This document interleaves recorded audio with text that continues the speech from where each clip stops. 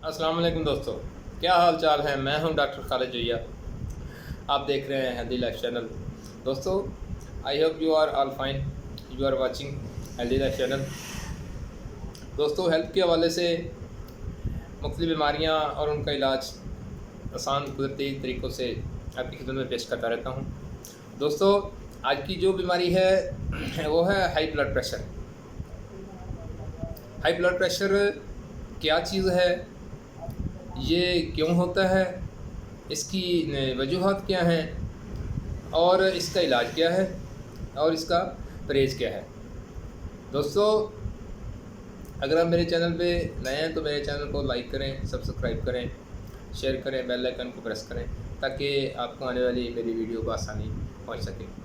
दोस्तों, हेल्थ के हवाले से किसी भी परेशानी से निपटने के लिए लोग बहुत सारे तरीके आजमाते हैं। बाज़ार में, मार्केटों में काफ़ी सारे डॉक्टर हैं, मुख्तलिफ़ अमराज के स्पेशलिस्ट भी हैं। तो जिस डॉक्टर के पास भी जाएँ वो अपनी फ़ीस लेके एक कागज़ का टुकड़ा थमा देता है, कहते हैं जाओ जी मेडिकल स्टोर पे जाओ और वहाँ पे जाके ये आप थैला भर के ले जाओ, अपने घर में जाके ये दवाइयाँ इस्तेमाल करो। दोस्तों, ये सारी चीज़ें हम सबको पता है, ठीक है। मैं जो आपको तरीका इलाज बताता हूँ, मैं कोशिश करता हूँ कि जो मर्ज़ आपको लाहक हो या कोई ऐसी क्रोनिक डिजीज़ आपको लग जाए कि आप उसका डॉक्टर के पास जाने से पहले कह जाते हैं कि आप इस बीमारी का इलाज मेरे घर में ही हो या मैं घर में इसका इलाज करूँ। तो दोस्तों, बीमारियाँ मेरी जितनी वीडियो आई है मैंने कोशिश की है कि आपको जो बीमारी लाहक है या जिस किस्म की भी मर्ज़ी बीमारी आपको लग गई है उसका इलाज हम अपने घर में ही करें। अगर उसका इलाज हम घर में करेंगे, कुदरती तरीके से करेंगे, आसान तरीके से करेंगे तो उसके दोस्तों साइड इफ़ेक्ट नहीं होंगे। दोस्तों, बीमारियां काफ़ी सारी हैं, डॉक्टर बहुत सारे हैं, पेशेंट को सारा पता है कि मैंने क्या करना है। लेकिन मेरी जो कोशिश है, मेरी कोशिश ज़ाती कोशिश ये है कि मैं आपको बीमारी के हवाले से आपको बीमारी से आगाही दूँ कि जो बीमारी आपको लाहक है या आपको लगी है वो क्यों लगी है, उसकी क्या वजूहात हैं और उसका इलाज क्या है और उसका परहेज़ क्या है। दोस्तों, मेडिकल कहता है कि अगर आप परहेज़ कर लें तो आधी बीमारी परहेज़ से ख़त्म हो जाती है। अगर हम परहेज़ ना करें, बीमारी के बरक्स जो चीज़ें मना हैं अगर वो इस्तेमाल करेंगे तो बीमारी जाएगी नहीं बल्कि ऊपर हमारे हावी हो जाएगी। दोस्तों, चलते हैं बिना वक्त ज़ाया किए अपने वीडियो की तरफ। तो मैं आपको बताता हूँ कि ब्लड प्रेशर है क्या। ब्लड प्रेशर खून का एक दबाव है।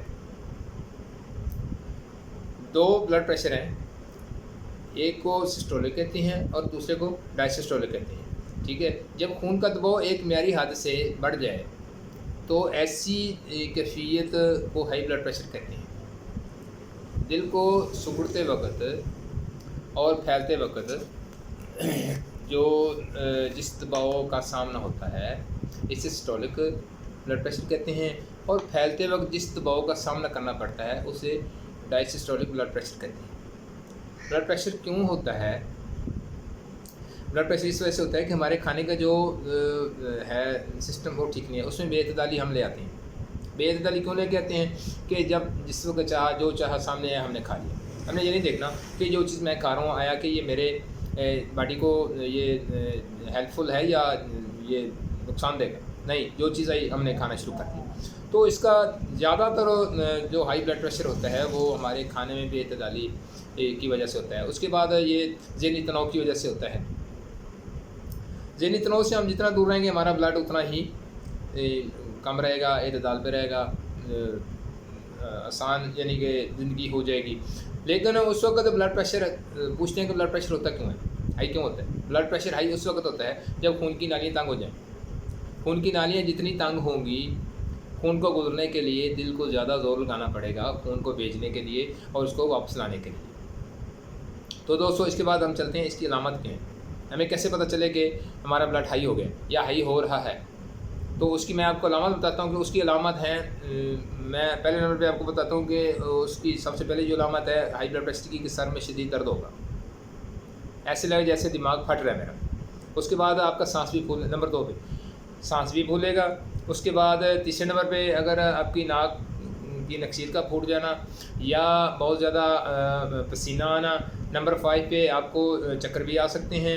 उसके बाद नंबर 6 पे सीने में बहुत ज़्यादा दर्द होगा, या नंबर 7 पे आपकी नज़र धुंधलाने लगे, या उसके बाद नंबर 8 पे कि अगर आपको पेशाब में खून आने लगे तो आप अपना ब्लड का चेकअप करवाएं। किसी अच्छे समझदार आदमी से आपने ब्लड का रेगुलरली चेकअप करवाते रहें। कम से कम मेडिकल कहता है कि हफ्ते में 1 दफ़ा अपना ब्लड प्रेशर लाजमी चेक करवाएं। ये तो होगी, ये मैंने आपको अलामत बता दी कि पहले मैंने आपको बताया कि ब्लड प्रेशर हाई क्या होता है, ये क्यों होता है और उसकी अलामत क्या हैं।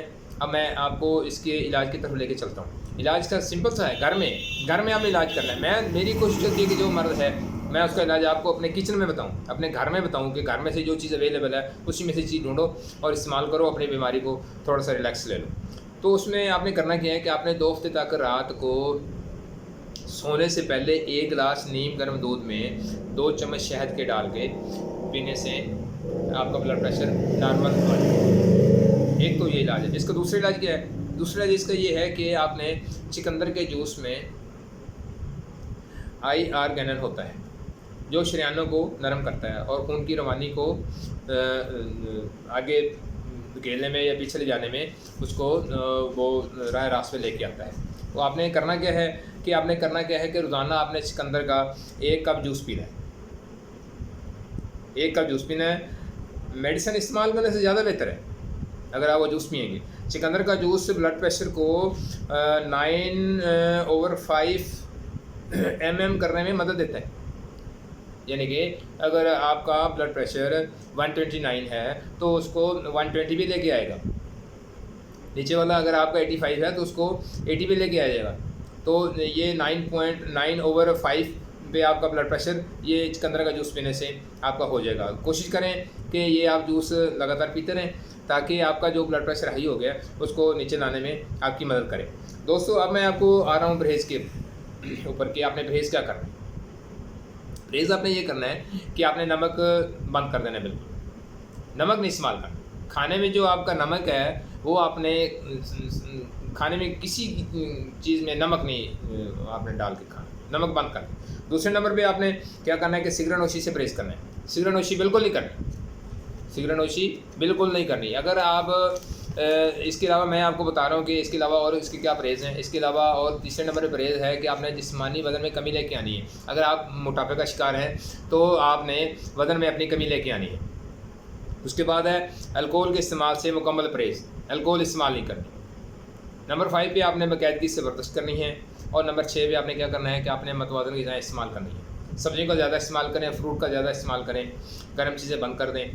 तो उम्मीद करता हूँ कि दोस्तों आपको मेरी ये आज की वीडियो अच्छी लगी होगी। अगर आपको ये वीडियो पसंद है तो इसे दोस्तों के साथ शेयर करें, लाइक करें, कमेंट में अच्छा सा कोई भी आप मैसेज मुझे फॉरवर्ड कर सकते हैं। तो दोस्तों खुश रहें, खुशियाँ बांटें, अपना ख्याल रखें, अपने प्यारों का ख्याल रखें। मिलते हैं अगली वीडियो के साथ, तब तक अल्लाह हाफ़िज़।